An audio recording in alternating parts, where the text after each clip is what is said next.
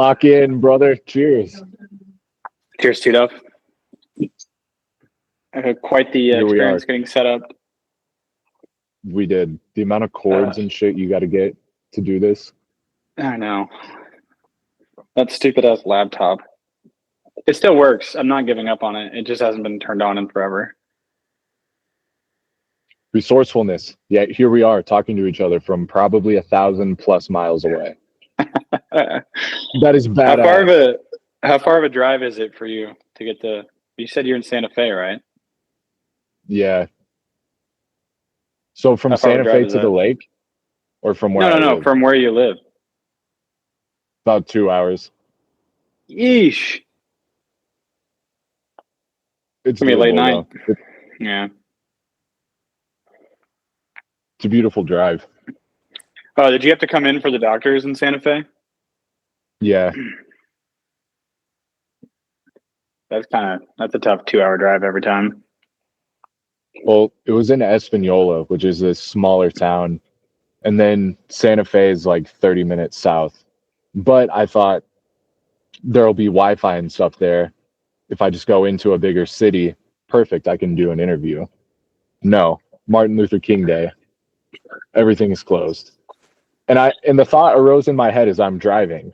Would Martin Luther King want all of these public institutions to be shut down? Yeah, that's you could really insert a funny joke here if you wanted to. That's what I'm saying. Yeah. It's really weird, like, why is that a day that everyone gets off? Only like actually half of people get off. Like if you were construction, no one gets that day off. It's like bankers and federal employees get that day off, and that's it. Yeah. These people at the coffee shop are here. Can they hear you? No, I'm outside. So feel free to say literally whatever you want. Because it's probably gonna get crazy. Did you watch any of the inauguration stuff today?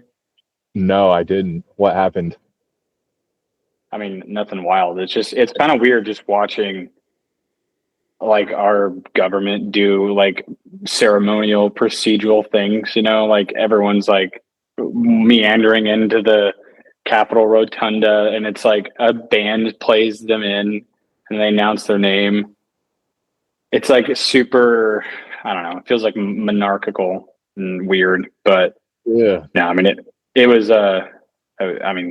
not super eventful. Gave a speech, swore in on I guess, I saw on X, it was floating around that Trump forgot to put his hand on the Bible when he was getting sworn in. So everyone's making that a huge deal, which it seems like he probably just forgot to do. But I don't know. It's just weird watching it happen. Like, I don't know, the band and all that shit. But a wild day. Didn't think that was going to happen 4 years ago. That's for sure. I mean, compared to where we were like January 6th, 2021 to now, like I thought there's no chance he's going to make it back. Pretty crazy. We got TikTok back. Like the direction that it could have gone was so different. I know. What do you think about the whole TikTok thing? I think we have to have TikTok. Yeah. I mean, I had it for a long time. The app, it's dangerous, dude. It's so bad. I just deleted it because I was like, it's going to get banned. I just need to get it off of my phone anyway. But dude, it's so addictive. It's like just good enough to keep you on it. Like just keep you scrolling. It's not like it's fun, but it's just better than nothing. And that's the thing. It's all it has to be. Just keeps your attention so good. Yes. Oh, it's weird. It's super weird. The best algorithm on the planet. Do you have it? No. Yeah, dude. If you give it a week, if you get it, and it just starts to learn you, and yeah, you just start seeing the shit you want to see.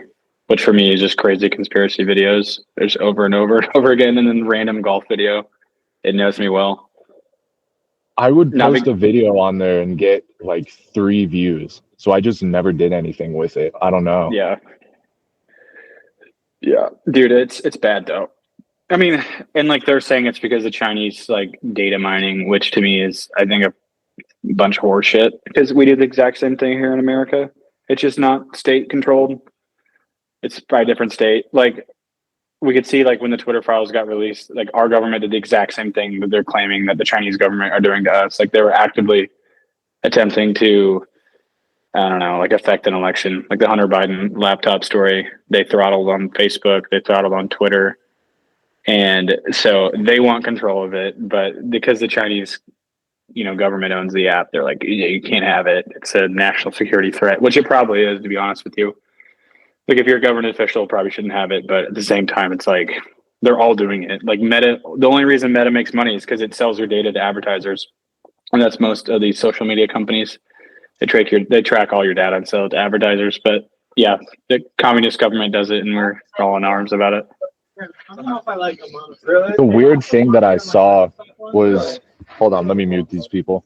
Yeah. You're good.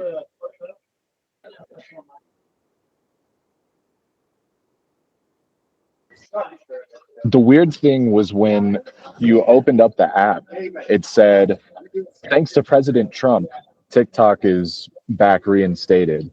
Like, how did that messaging get on there is what I was curious about. Dude, I think it's all like with Trump, I think you stroke his ego a little bit and he'll join your team, so to speak. Like he got TikTok for the election and his account popped off, and then he ended up doing really well against with like younger voting blocks. So of course he's already gotten his back, because like when he was president, he was saying they were going to ban TikTok. Like he was kind of spearheading that effort. And then it finally gets banned, and then he gets popular on the app, wins the youth vote. I think he wins men outright, and then I think he took like 40% of women under the age of 30, which is still good, better than people expected. So he's like, I did good on TikTok. We're gonna try to turn it around. We're gonna keep it. And then so if you stroke his ego, I think like they did, and then he does well on it. He wants to keep it now. But I mean, he put out a statement saying they need to like divest. They want it to be half Chinese owned, half American owned, and then it would be okay. Which, I mean, who the hell knows? Like for the average everyday citizen, does it really matter if the Chinese government has your data? Like, what are they going to do with it? But for probably like intel officers, it's probably important not to have TikTok on your phone. What do you think odds of war with China are in the next decade? Pretty slim, I'd say. We're too intertwined. I mean, it would literally bankrupt the entire world if we went to war with one another. Like they're relying upon our consumer economy, and we're relying upon them for manufacturing. Like, unfortunately, we can't make anything. Like even like all of our simple medications, like Tylenol and stuff, it's all manufactured in China, sent across. Like there's nothing we really do in house anymore.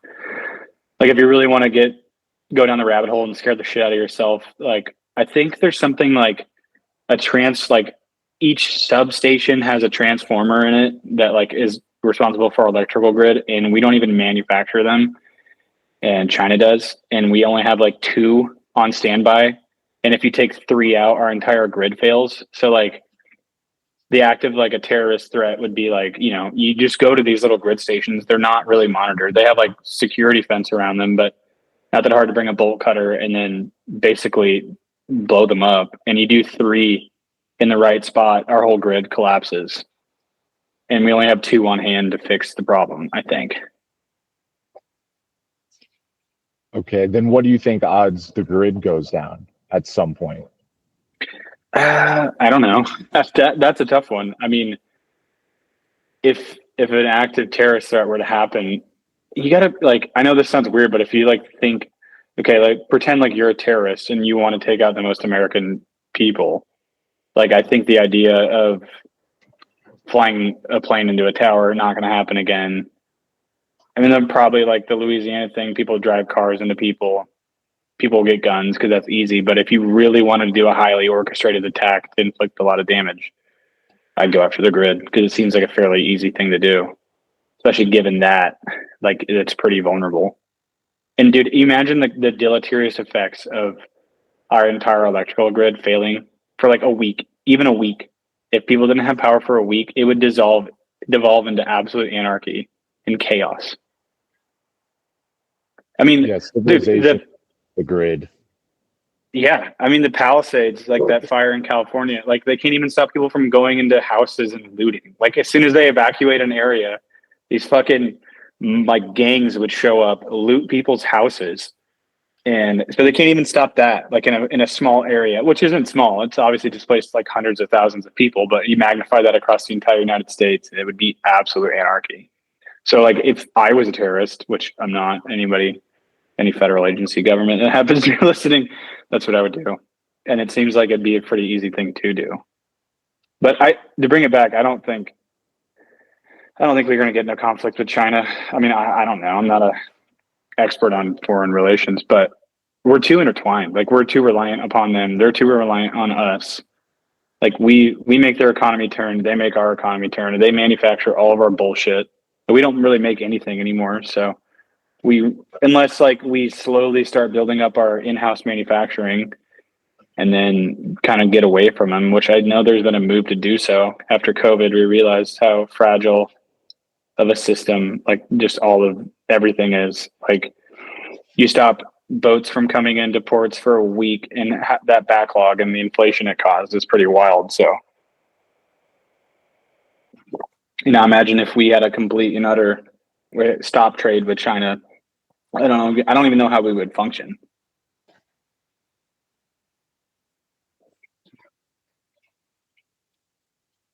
Inauguration day today, obviously. Yeah. What do you predict for the next 4 years of Trump's presidency? I don't know. I mean, he's kind of got some wild out there thoughts. Did you see he wants to make I think it's the ERS instead of the IRS? Yeah. It's like what was that? External revenue service. So he's going to use tariffs to draw in all this money, and he's going to make a new branch of government, the ERS. So he's going to tariff the shit out of people to try to pay for all of our goods, or, instead of using taxation to do it, which I don't think is possible because it just doesn't make sense. Like that to me is like Trump is good in some spots that economically doesn't make sense, because it's like if you buy something from Germany, you're just going to put a blanket 50% tariff on it. Well, we still need some of those things from Germany, or like even China. Let's say China, because they make more stuff. Like we don't make it, they make it. We still want to buy it. We're going to tariff them 50% for putting it, bring it into our country. There's still a demand for it. So what that means is that the cost of that item just went up 50%, like immediately, because they have to make their money somehow. Like their margins are going to be the same. So if you do that across the entire world, it's going to lead to some pretty high inflation, unless he's just using it, and it's going to hurt the other country too. So he could just be using it as a tool to for the negotiating, which hopefully that's what he's doing, but he hasn't given that. He hasn't made that crystal clear yet. It seems like he's pretty in love with the idea of tariffs, and I don't think that's great, but I think he'll figure that out pretty soon, pretty shortly. I think it'll be a good 4 years. I think we're going to head into it's better than the alternative, in my opinion. Like the Biden administration was, I think, objectively by far the worst president in our lifetime, arguably up there with like the worst modern American president of all time, like as bad as Nixon, as bad as trying to think, probably Carter, the Carter administration. Like they had bad inflation in the 70s, they had a hostage crisis, which was pretty similar, like parallels. Like we had a bad inflation, a hostage crisis in Israel, and then Trump in his he wins a vote, and then they immediately strike a deal, and they basically said it was because of Trump. But yeah, dude, the Biden administration. I mean, I think everyone kind of glosses over some of the things that happened, but like Afghanistan, genuinely terrible. Like one of the worst things I've ever seen. Like, do you remember those images of people falling off the wheel wells and stuff, like just desperately trying to get out? Huh. Like the absolute desperation to be in a moment where the rational thought in your brain is like, I have no other option. I'm going to cling to a wheel well of an aircraft that's going to get up to 30,000 feet in the sky. That's wild. And then, for example, he comes in saying Trump was a threat to democracy, like the January 6th hit. Trump's the threat to democracy. We're going to get back to normalcy. And then on his last days, his administration, he gives preemptive pardons to Mark Milley, the January 6th committee. Hunter Biden obviously got a pardon. And then Anthony Fauci gets a pardon. And then today, the last thing he does is he pardons every single one of his family members, basically. Just a blanket pardon from 2014 to now for anything he could have done. And you're like, That seems a little weird. Like from the guy that's saying we're coming back to normalcy, like to preemptively pardon. Because like if they did nothing wrong, why are you pardoning them? You know? Exactly. So I just think the last 4 years were so bad. Like anything indifferent to that would be a solid step forward. But I do think that prices are going to come down in like energy sectors. Like we're not going to do stupid shit anymore for like the climate change narrative. Like we're actually going to start manufacturing like oil, natural gas, hopefully get utilities down cheaper again. Stuff like that will be beneficial. And I think also like everyone's glossing over the fact that there's a major conflict in Europe for the first time since World War II that's been going on at a stalemate for 3 years. And that we've crossed every single red line boundary that Vladimir Putin has put up. They're basically saying if we did cross that boundary, that it would lead to nuclear warfare. And we're relying on we put ourselves in a position right now to rely on a dictator to not escalate into a situation that would lead us to nuclear war. Because on every single step forward, we've escalated it every single step. So I think the bare minimum, like even if things don't go great as far as the economy, like I do think we're headed out of the dangerous waters of hopefully not having a nuclear conflict with the most well-armed nation in the world. Russia has more nuclear warheads than we do. So that is positive. That's a good step, in my opinion. Like whatever you believe about Ukraine, whether or not we should have defended them or not, like at the cost and peril of possibly ending the world, to me doesn't seem like the greatest, like pro and con. Like pro, Ukraine keeps its independence, con, the world ends. Like, I don't know there. Seems like a pretty easy one for me, but and it seems like, you know, we've armed them to the teeth, so they've been able to get in a stalemate with one of the most, you know, one of the more advanced militaries in the world, Russia. So they're going to come to a negotiating table and we'll hopefully get it figured out. I mean, Trump's made that pretty clear that he wants that conflict to end. What do you think is going to happen in the next 4 years? I don't know. I feel like what happens with AI is probably going to be the biggest narrative. Just how crazy is it going to get? How exponentially better will it get? Yeah. Yeah, do you think we have AGI already? I don't know. Who declares that would be my question. Right. And what's the incentive in doing so? It's kind of like one of those things. It's like, I don't know, but it is similar to me, like to the 1950s, like late 40s, early 50s, whenever we dropped the atomic bomb in Hiroshima and Nagasaki. Like, okay, the world now we're let it know, like we have nuclear arms, and then that starts an arms race. And to me, like we're back in a kind of similar situation with AI. Like the first country to put online like an AGI, the power that you would hold in your hand seems to be on par with nuclear weapons. Like if no code is safe, like coupled with quantum computing, like if you get like an AI coupled with quantum computing, I don't know if you saw that thing that Google recently did with their quantum computer. They solved the problem that would have taken like 16 septillion years or some shit to solve with the world's supercomputer, and it solved it in like 5 seconds. And so if you give that to a artificial intelligence and you allow it to basically, like it could break any kind of code it wanted to. It could backdoor into anything, which is pretty wild. Yeah, like if your bank account becomes irrelevant, right? Because everything like can be taken. That's crazy. And if it's democratized, like if that power is in the hand of everybody, like what then? Like what does that mean for society? Like all that online like security that we spend billions of dollars a year. Like the Pentagon does spend a ton of money making sure that like encryption, like that's a huge ongoing conflict behind backdoor channels. Like encryption is super important with classified information, and not just with like government, with you, like your banking information, all of that is stored online, you know, it's super important that that remains encrypted. And then if you give somebody the power to uncrypt anything on planet Earth in a matter of 5 seconds, like, you're God at that point. It's pretty wild. One of the last times we talked, I thought you said something that was very practical, which was things to invest in. And you said a house, vehicles, tangible assets like that, Right. that are Yeah. actually going to help you. Right. Because like, you know, during COVID, they said like, oh, it was the largest ownership of wealth from the bottom up. And what that means, it's like, it's not like the money out of your account generally went to somebody wealthy, but like when you have high inflation, what that means is like the cost of an asset rose. So like the lower class person, which probably would put me in there because I don't own a house. Like if the cost of a house rises and you don't own a house, like you lost wealth.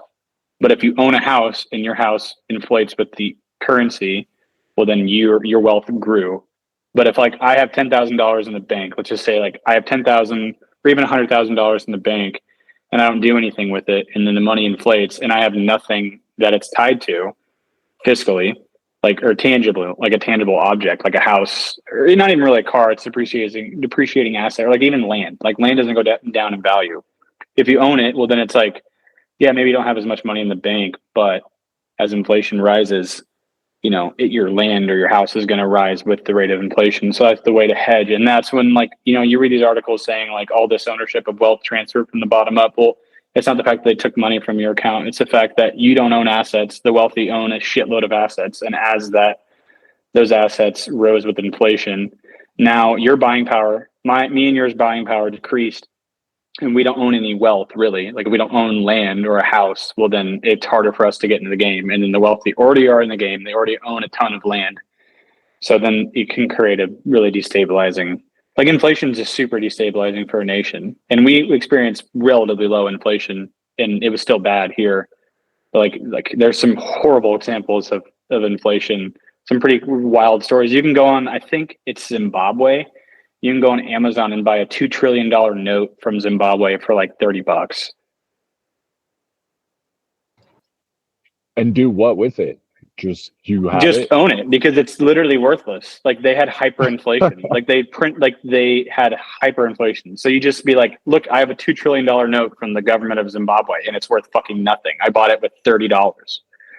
I don't know how much exactly it is, but there's a ton of those cases online where as countries hyperinflate, like Venezuela, Weimar Germany did like in the 1930s, which kind of led to Hitler, but like where you destabilize the currency so much, like the Federal Reserve of the company or the country can't keep up with it. So they're constantly having to put out more and more higher bills because the price of goods just continuously day by day.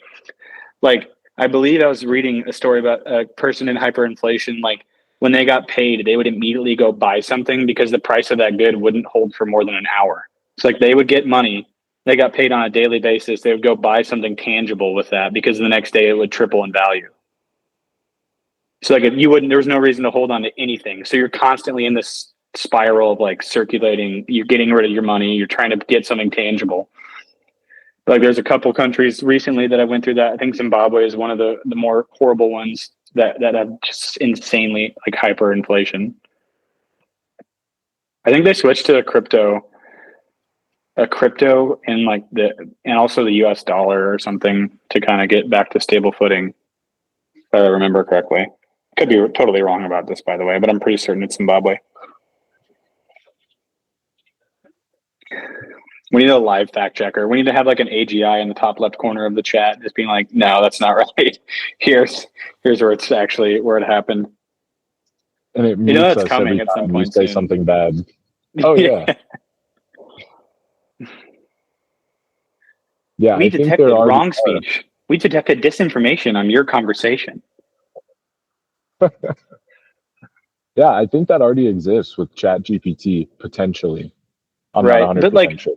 that to me is another positive of the Trump administration. Whether or not like America truly goes into like an economic boon, I have no idea. Like I'm not economists, and I think even they don't even know what the fuck they're talking about, dealing with something at scale that makes no sense. I mean, who's to say we're not going to enter some, stock crash or something just because of the way things that were valued that weren't correctly valued? I don't think we will, but you never know. But like, I think Trump winning was good for like freedom of speech and like, government censorship. I think that was a step in the right direction. At least that's, how I feel about it. I just think that like anytime you have like government that's stepping in, telling people what they can and can't say. I mean, the fact that like the Biden administration, or I guess they weren't in power yet. It was still Trump in power, which makes it even more wild that Trump was in power in November.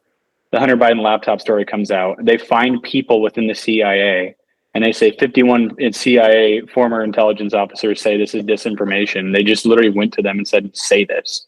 And then they did. And then they pushed it upon, the Facebook and Twitter and made them tamp it down, which to me, like, did it really have a crazy effect on the election? To me, it's almost like the Streisand effect, because I heard about it more because of that. I think most people did.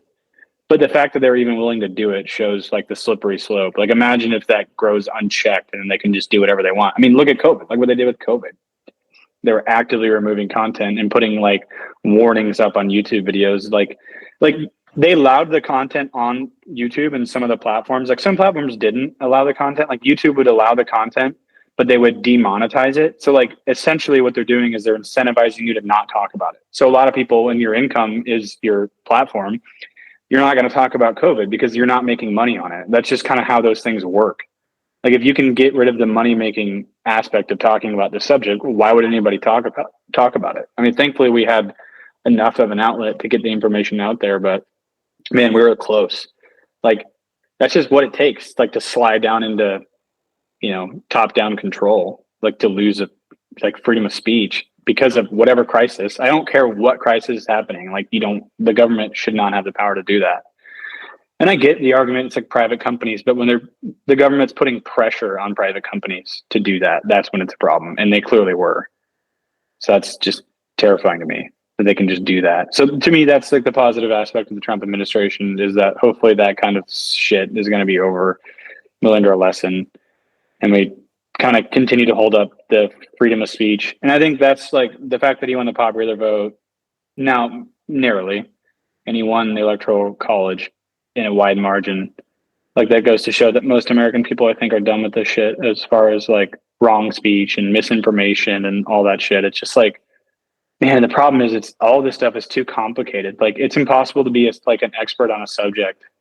And so like you can't decide what's right or wrong because it's impossible to really know. Like one of the things that's made the internet age, I think, so difficult for people wanting to find the truth is like what is the truth? Like it's put into question so many things that we used to hold like vaccines. Like no one was, if you were a vaccine skeptic, you were a psychopath, not anymore. Now it's like it's a 50-50 proposition, maybe even more so than that. And there's enough evidence on both sides of the subject that you don't know what to believe. Like if you want to believe vaccines are good, there's plenty of research out there to prove your perspective. And I would agree with that. And then if you want to believe vaccines are bad, there's plenty of information out there to prove your perspective. And I would agree with that. So it's brutal. So that's why you can't allow anybody, I think, one person to make a decision on like, oh, this is resolute. You can't say anything wrong against it. It's just because I think as we slide down this, it's going to get worse and worse. Like it's just going to divide us, I think, into two camps in a lot of these problems where, you're not really thinking rationally. And it's like, oh, I'm a Republican, I believe this. I'm a Democrat, I believe this, which to me is scary. Like, and I think that's one of the biggest problems with the internet age that we live in now is like, what is truth? It's so hard to figure out anything. Even things that you thought were concrete, it's just harder and harder now to figure out. But there's also never been more educational material out there for people to just access.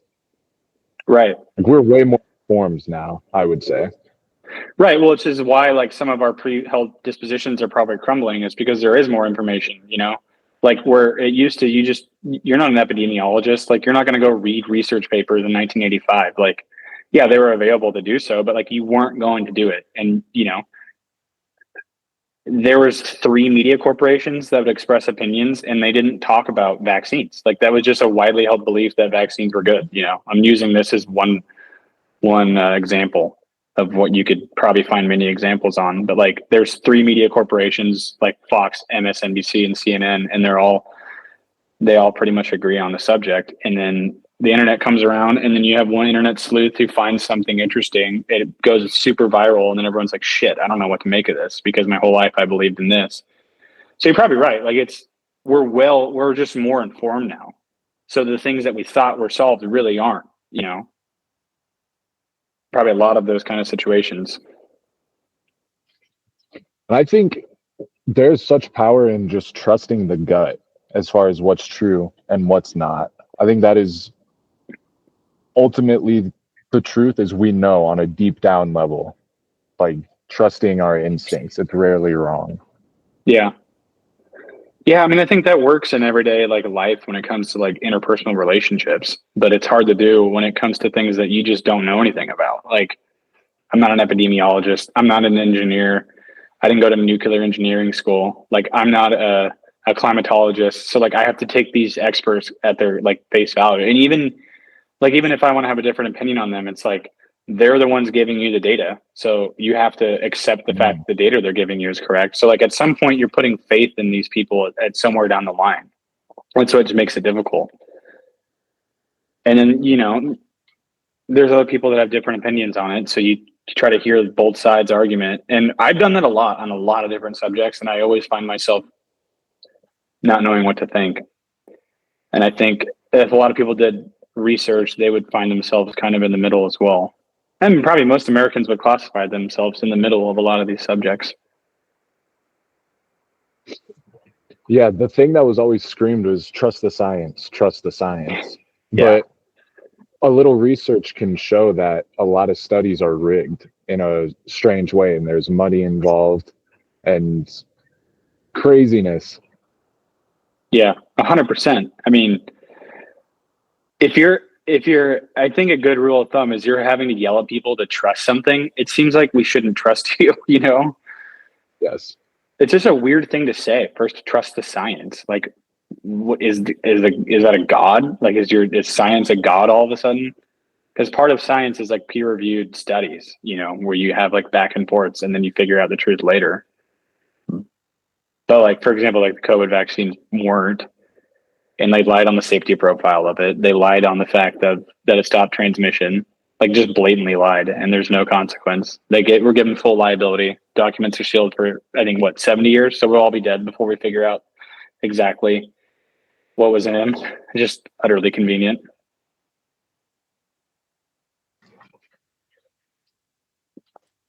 Yeah, and that's pardoned. That was just crazy. Just crazy. Dude, I know.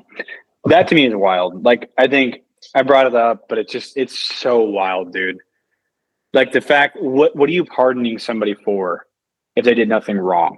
Like, and like, again, you can make the argument, like, they're going to come after me, but it's like, you just went after the opposing party. Like, you just get out of power. The 4 years that you're in power, you're going after Trump the entire time, going after a lot of conservative Republicans, you know? So it's such a weird case of like whataboutism to me, you know, where you're pointing at the other person, but it's like, you're kind of the one who put us down this road. I'm not even defending Trump. Like, I thought the January 6th shit was really fucked up. Like when it happened, that was bad. Like he didn't handle that correctly. It was not a good look. Like the memes we were sending each other during that, like the prequel memes. This is how democracy dies. The thunderous applause. Like it was wild. Like that whole interaction was crazy. But like, if you look at what he said, did it actually qualify for like an insurrection? Like, no, he didn't genuinely tell people to go into the Capitol. Like, did he stir the pot? Sure. But like, where's the legal? It's a pretty morally gray area. And I don't think you want to have set that bar any lower, you know, to charge people with shit like that. And then all the state stuff, like the New York cases, that clearly were specious, you know, trying to go after him because you can get a ham sandwich in the middle of New York City that could convict Donald Trump. I mean, you can find a jury of, you can pull out of random, and like 70% of people are not going to like Trump in that area. There's just another thing. You're starting, there's just a bad like example for what can happen in the future. And now one of the things that the Biden administration probably isn't thinking about is he just gave blanket immunity to the Trump family to do whatever the fuck they wanted this next 4 years. Because now they've normalized pardoning family members and preemptive pardons. So who's to say on Trump's final day he's not going to just pardon his entire family and allow them just to go get all the money in the world that they want while he's president? It just sets up a horrible precedent for our country going forward. It feels like that could definitely happen. Yeah, and it just seems like now it's just going to be a thing. Like, my last day in office, I'm going to pardon myself. Like, why would you not? If you think that there's a chance the other party is going to go after you. And I would like to say they freaking started it. So, like, Trump was, in 2016, was running on the lock her up with Hillary Clinton. And then he gets into office and he says, I'm not going to do anything. It's bad for the country to do so. He already won. And then they go after him all of his presidency for the Russia collusion stuff. Like, he's got all the reason in the world to go after them. You know, he really does. And it's just I don't know. So hopefully he doesn't do that. And we don't devolve into a banana republic where we have a presidential party switch every 4 years. And then one party just undoes all of their executive actions every 4 years because the legislature just can't get shit done. Like, Trump's going to probably sign 200 executive orders today, all of which are just going to be rolling back everything Biden did. In Biden's first day in office, he rolled back everything Trump did. So it's like we're going to have these wild shifts unless we can kind of figure out some semblance of like a middle normalcy. I wonder when the first presidential pardon came. Like, where does that come from? It's an enumerated power in the Constitution. The president has pardons. So I would assume that I'm not sure which president first used it, but I know that Biden's the first president to use it for a preemptive pardon, like without even like a crime being present. Like, most pardons were like up until, I think Carter, I might be wrong on this. I think Carter might have pardoned, maybe it wasn't Carter, maybe it was Obama. One of the presidents pardoned the draft dodgers from Vietnam so they could come back home. And that was like the first case of like really wide pardons, like a group of people, a lot of people getting pardoned. But it mainly was used for like cases that got slogged down in the mud that looked pretty clear as day that this person was actually innocent, like pretty much what it's supposed to be. But like, did you notice like Biden also pardoned like 1,300 people on death row and commuted a bunch of people's sentences? I didn't see that. Yeah, he pardoned a bunch of people, and two of which like were, I think I was reading, like for sure killed people, like awful crimes. Like, it's just, I don't know, to me it was weird. But I mean, yeah, president, it's enumerated in the Constitution, so you can't change it. Like now, like the Supreme Court, I don't know how you could argue that the president doesn't have the power to pardon because it's written clear as day in the Constitution.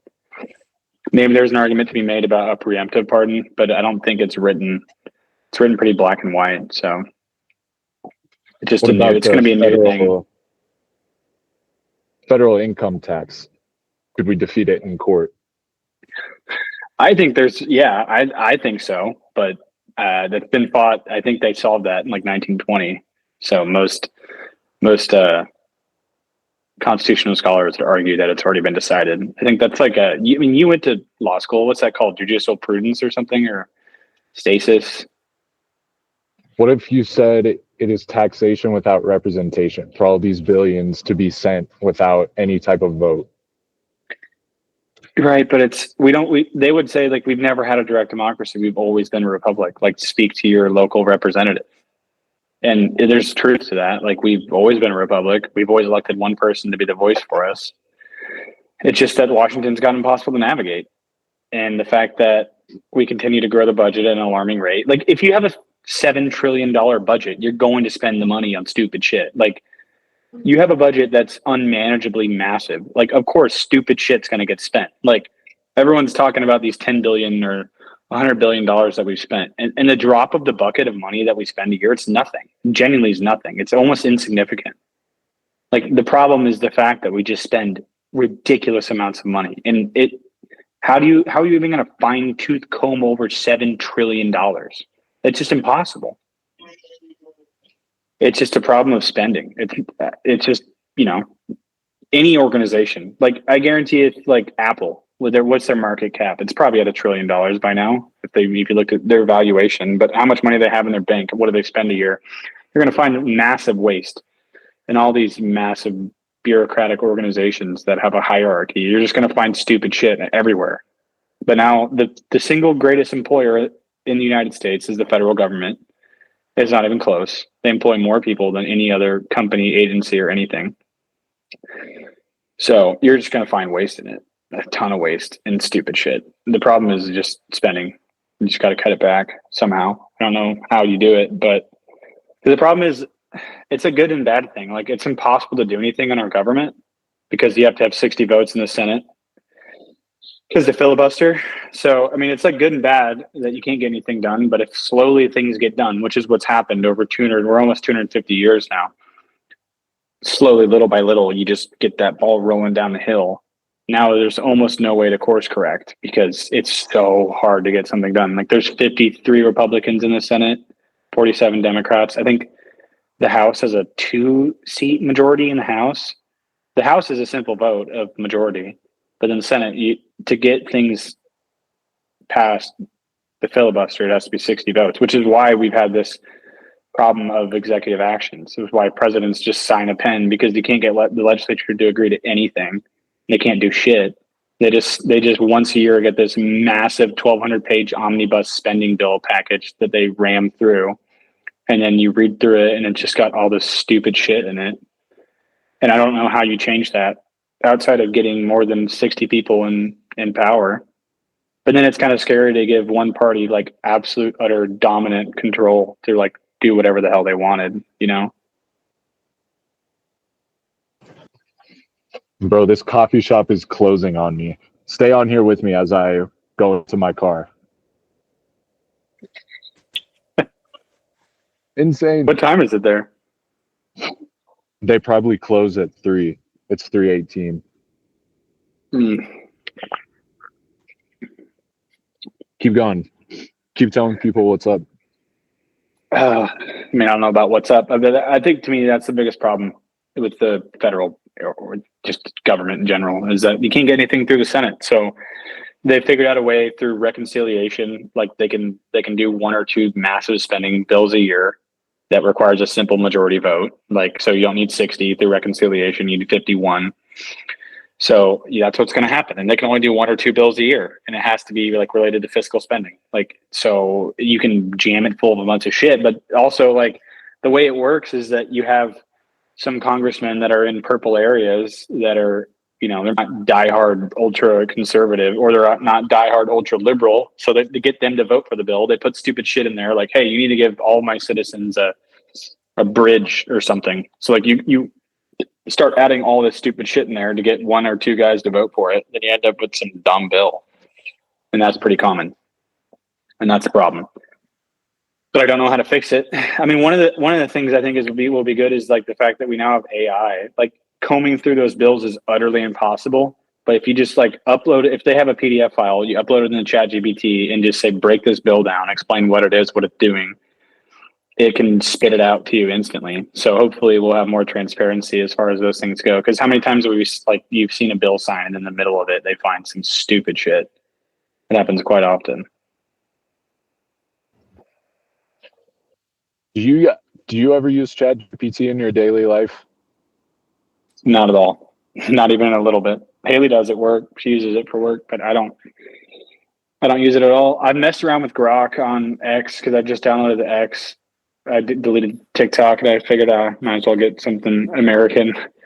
And it's pretty wild, dude. Like coming from Reddit, which is like highly censored and super liberal, which is fine. Like it doesn't really bother me. Like, but coming from that to X, like it's like going back in time to 2014. It's just so wild internet again. I've seen some crazy shit on X. It's kind of cool. But anyway, Grok's pretty interesting. You can just tell it to draw you a picture and it just draws it. It's pretty wild. I think X is one of the most addictive ones. It's just constant scrolling and I like reading it. Yeah, me too. I like to read content. That's why I like Reddit. That's why I've always had Reddit, just because I like to read stuff on there. But X seems to be a bit more balanced as far as like political spectrum. If not X seems to be pretty right wing at this point, but it's definitely more balanced than Reddit. Reddit's highly censored. Yeah, I've been seeing a lot of stuff about like people basically getting their accounts lowered. I don't know what you would describe that as, like de-boosted in the algorithm. It's just so I weird think that that's companies have that power.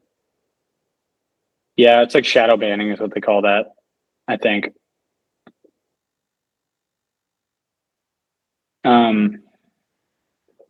I was gonna say, I don't know, X is interesting. Like I enjoy it, but it's not as addicting as TikTok. TikTok is terrible, dude. It's so bad. You can just sit there and scroll for hours.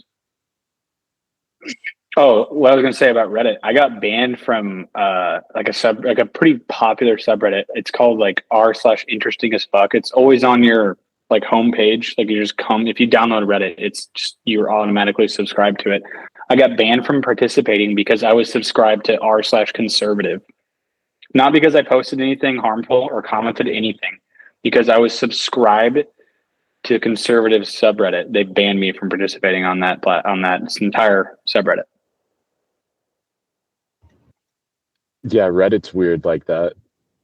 Yeah, which means that some fucking loser moderator, like what Reddit is, like moderators, like real people, some psycho liberal psycho person went through all of their users and saw what subreddits they're subscribed to and then said, I don't want a right-wing perspective on this entire subreddit. And they went and banned people from even typing in the chat. Like you can still see everything that subreddit posts, but I couldn't comment on anything. Which is crazy. Talk about manufacturing like consent, or not even really consent, but just manufacturing what people see. Just wild. Dude, if you're a Reddit moderator, if anyone out there is a Reddit moderator, you're the lowest form of humanity on planet Earth. Like you have nothing else to do in your time besides moderate Reddit. Like that's just disgusting. Oh, literally. I don't think they don't even get paid.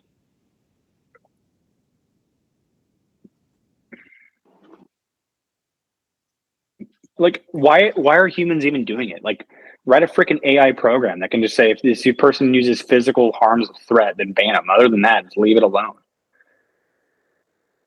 I mean, I guess like if you create a subreddit, I think the whole idea behind it is if you create a subreddit, then you're allowed to moderate it and make it what you want to be, which I kind of understand. But Reddit's not like what it used to be. It's pretty wide open now. What do you get on first thing in the morning? Like the first app that you check? Email? Or I'm just curious. You get up early. Yeah, first thing I do is I look at the news. As far as like an old person, I just click the news thing on my phone, see what's going on. Then I normally get out of bed, have a cup of coffee, and open up Reddit or something. But now it's X. News is a lot better on X too, anyway.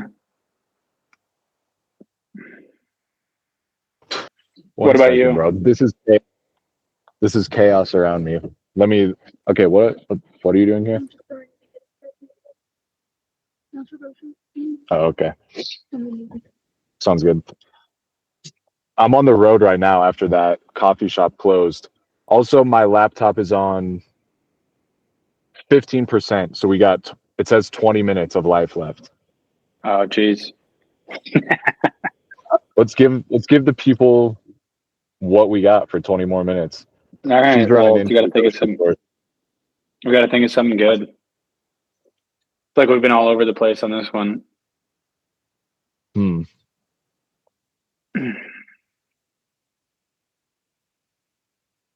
you have any good perspectives that you could share with people? Good perspective on what? Life. How to navigate your circumstances.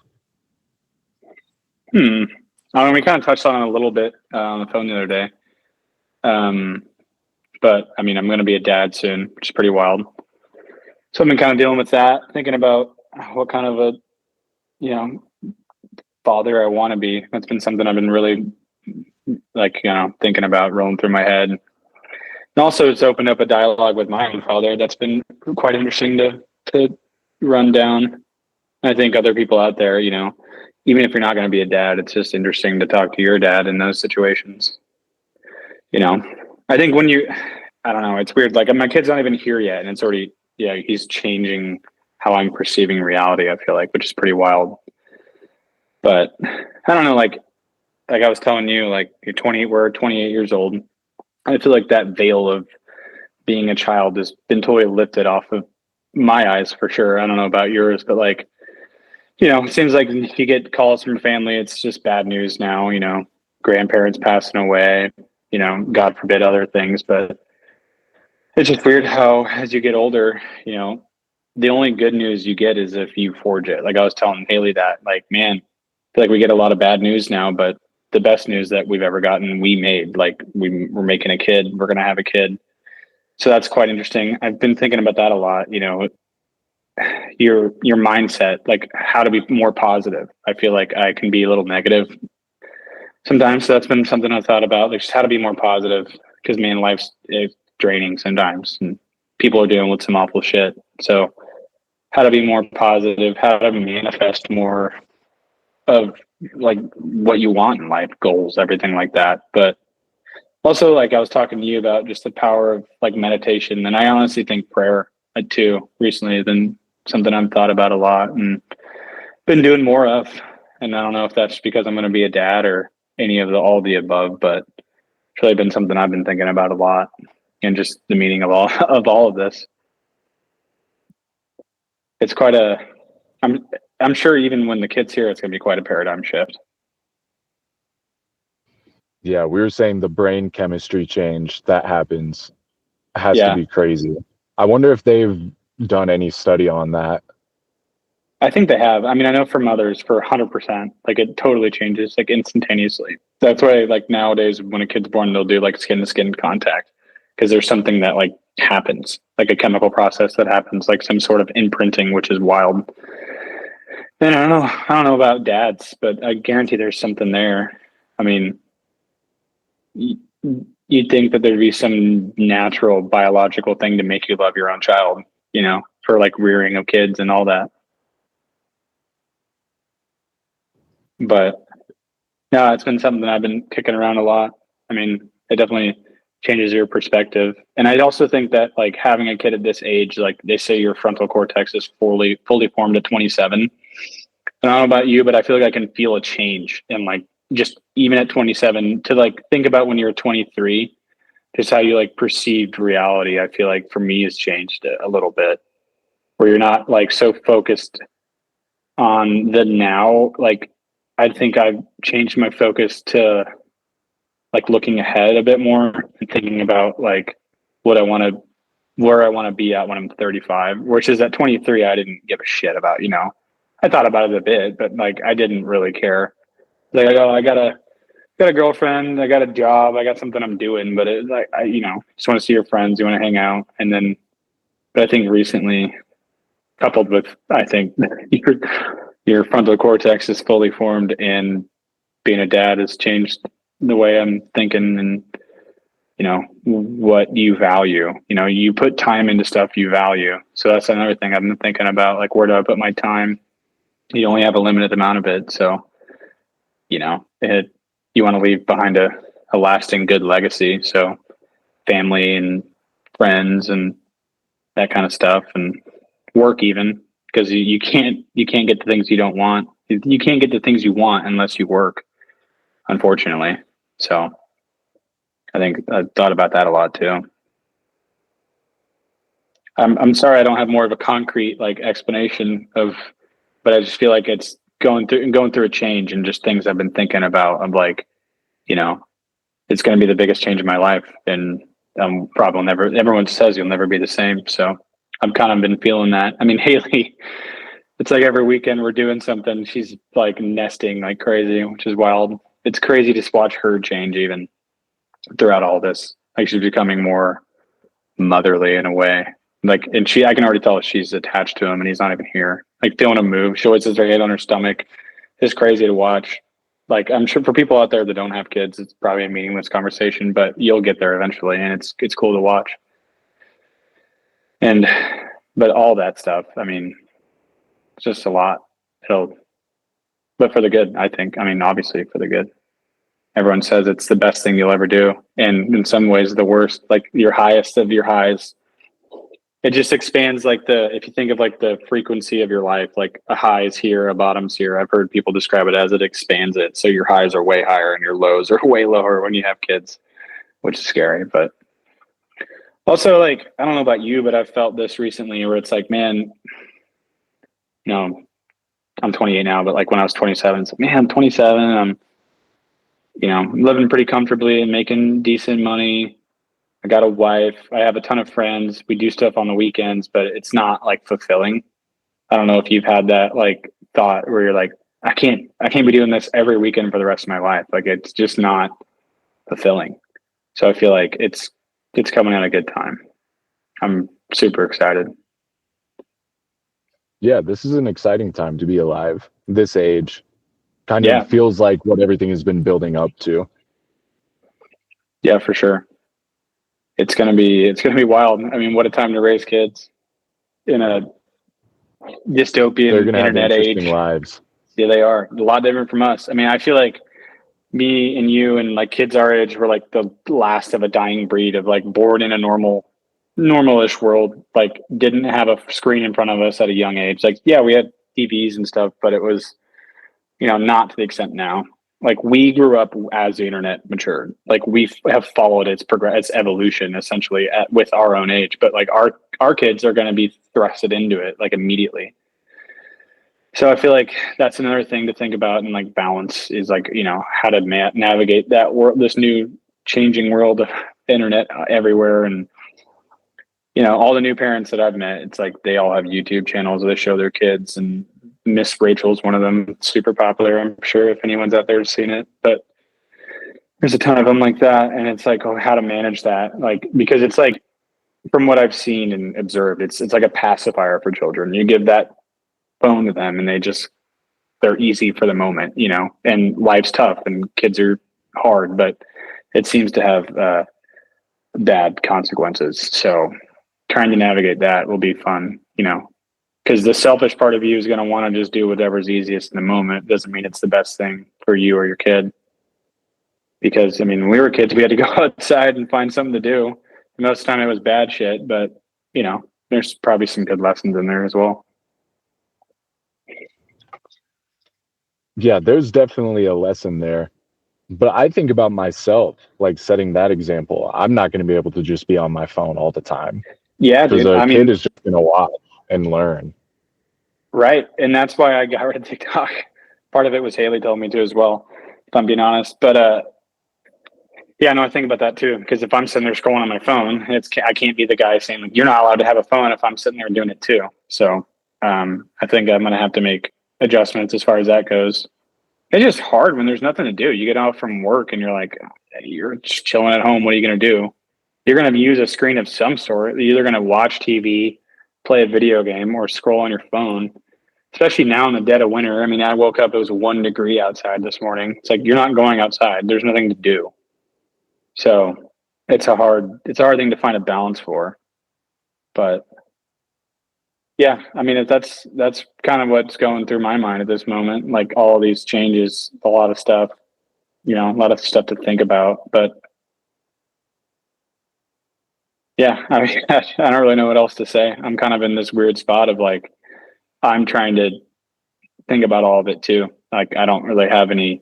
If I was maybe 6 years along this road, if I had a 6-year-old, I'd come in here, what's worked, what hasn't, how has my life changed? But I feel like I'm on the precipice of it, which is interesting. And just like acknowledging it, thinking about it, meditating on the fact of like, my life's never going to be the same again. Like, what kind of example of a father do I want to set? Like, talking to my dad about what he did well, what he wished he would have done differently. Like, having a dialogue like that is interesting. Because when you get older, you start seeing your parents not as like, these superhuman beings, but as like, oh, they're people. They made mistakes. They tried their hardest, though. If your parents did, if you had good parents, a lot of people didn't, which is unfortunate. But so that is something to think about. And it'll be cool also to watch like my parents and then Haley's parents change into grandparents in front of us. That'll be really interesting. That'll be cool to watch. So there's just a lot to think about, process, and I don't know, but just to try to be better, I think is something I've been thinking about in other ways. Not like as like not really know how to put that out there, like how exactly I want to say that, but like be the best version of myself for my son. That's something I think about, you know. So how to do that, how to manifest that, how to be that example that you want to be for your own kid. It's a weird thought process to get into, but I think it's important to think about. And even if you don't have kids, it's like if you want to have kids at some point, you'll think about it. What do you think that looks like for you, being best version of yourself? One of the things we kind of talked about on the phone, and I think is like the thing I've been thinking about the most is like how to be a masculine example. And like, what does that mean? It's like, I don't think of it as like the idea of like a toxic masculine role, where I think a lot of our fathers, our grandfathers, like a lot of our fathers' dads had that like, you know, tough bravado of a man, but not the vulnerable side of like being able to have a open dialogue with your son and with your kids. And like, you kind of left that up to mom, I think, back in that era. And I think that like being masculine, like a true good example of being a masculine man is also like, yeah, being tough, being strong, resilient, being a leader. Like if there's a ship, like you want to, if you're the father, you kind of want to be in charge of like the direction of the ship, you know, but also being able to have a dialogue, being able to be vulnerable. Like, you know, I think a lot of us men struggle with that, like how to be truly vulnerable with one another and with people and intimacy and relationships. Even like this goes beyond having a kid and thinking about it, but like in your relationships, whether it be a wife, a girlfriend, a friend, but how to be like vulnerable and have an honest dialogue. I think men struggle with that a lot. And I think that's hard for some people to do. So I want to stress that, like being able to be an honest, vulnerable man. I think a lot of people struggle with that. I think that's super important to have like a good relationship with your, you know, kids and your wife and everybody, honestly. Yeah, and to have any of those things, got to have a good relationship with ourselves. Yeah, for sure. Yeah. Yeah, you think about that, like your ego gets in the way of like your own, like how do you self-criticize? Like how do you self-criticize correctly? Like some people self-criticize too much and it's a negative. So like finding a balance between being critical and then not being too critical on yourself. Like, yeah, I think that's also kind of why you want to have a partner in life, like be it a wife or whatever. If you're a woman, a husband, like you have somebody who can be honest with you is super important. You know, like when you're messing up or being shitty, just having somebody that you trust and being able to be like, yeah, you need to step up here. You're not doing this. I really do think like honesty is just so important. Being able to be honest with somebody, even though it's hard. Like I've struggled a lot in my life with having honest conversations because honest conversations aren't easy. Like there's a lot of reason, like a lot of times you don't want to say what you want to say to somebody, but it's important to learn that, like that ability to just be honest. Like even if it's hard, it's so important. I think that's one of the most important things you can do in a relationship is honesty. Yeah, you've been married now for what? Is it 2 years? Mm-hmm. Yep, 2 years. 2.5 now, I guess. What do you think you have learned from that, if anything? Speaking to the generation that just didn't get married. What have I learned from it? I mean, I think like who you are when you get married, it's not like you like change overnight, but like you change a little bit, that's for sure. And what have I learned from it? I mean, I think like you make a decision, you make a vow to each other. I think honesty and just being open with each other as much as humanly possible, having difficult conversations when we need to have them. And I don't know, like, I think once you get married as a man, that's another one of those seminal moments. I think like getting married and then having kids is like a seminal moment in your life. Like one of those huge moments where you start thinking about like, whoa, like I'm not a kid anymore. You know, I'm an adult. I just got married. Like there's a lot of responsibility in that role that I think our society just glances over. Like as we've tried to become more of this, like I've seen like a huge push towards like the femininity, which is good. I think I was talking about like being vulnerable. Like I think that is a good aspect of some feminism that men kind of need to be able to have. And I think for a long time, men haven't been able to do that. But I also think that our society has kind of pushed away that idea of like a strong man. And I don't know if I've necessarily like, that's something I could say I've learned, but it's something to think about for sure. Like when you get married, like there's like, okay, like I think what I've learned is like your responsibilities change. Like when you're not married, your responsibility is yourself, really. And then you get married and you're like, okay, I have a wife. I have a responsibility to something other than me. So like how to fill that responsibility healthfully is super important. And I think it just starts with dialogue. It really does. Like if you can be honest with your wife and she can be honest with you and you can take bad news well, and being able to tell yourself like in preparation for that, I don't know if it helps. Like that's something we were talking about earlier. It's like I try to prepare I meditate sometimes on bad news to think about, okay, like how am I going to respond to the situation? I don't know if it's helpful or not, but like, you know, being strong in the face of peril is super important. Like being that resolute, you know, that's a super important thing, I think, as a husband. And then eventually as a father, is you got to keep the ship sailing. You got to keep going through the storm. I don't know if that's something I've learned per se. I mean, that's maybe something like as things happen to you, you learn the ability to navigate through them. But I also think it's important to think about it. Like keep it in the back of your mind. Have an eye towards like, okay, how am I going to handle when this kind of things happen? You know, I don't know if that makes any sense, but I do think that like when you make those choices in your life, like to get married and then to have kids, it's like your responsibility changes. Like you're no longer just responsible for yourself. And you're responsible ultimately at the end for a child, you know, that would die without you and, you know, the mother, which is pretty wild to think about. Like that's the most responsibility you can take on. And then second to that would probably be, I'd say getting married. You know, you're not just responsible for your life anymore.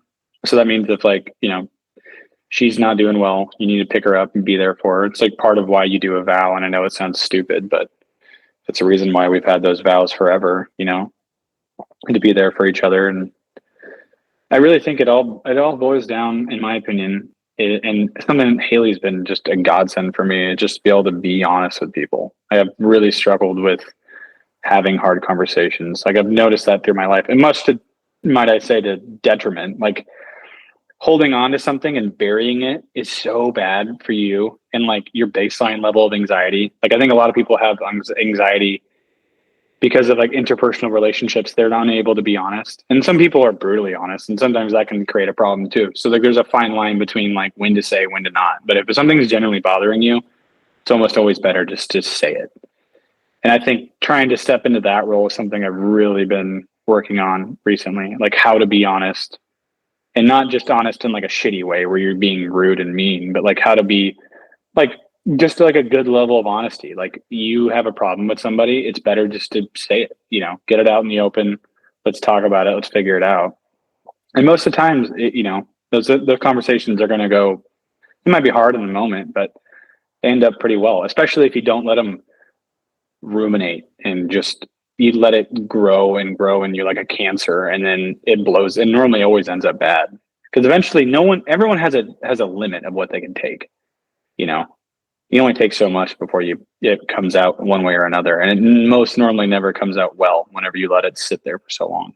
So it's something for me, because I have a predisposition to, I think, to be a avoider of conflict. I think that's something I've really tried to work on a lot recently. Like, okay, how to not seek conflict out, but like when you have a problem, like being able to voice yourself honestly and doing so with dignity and grace, I think is important.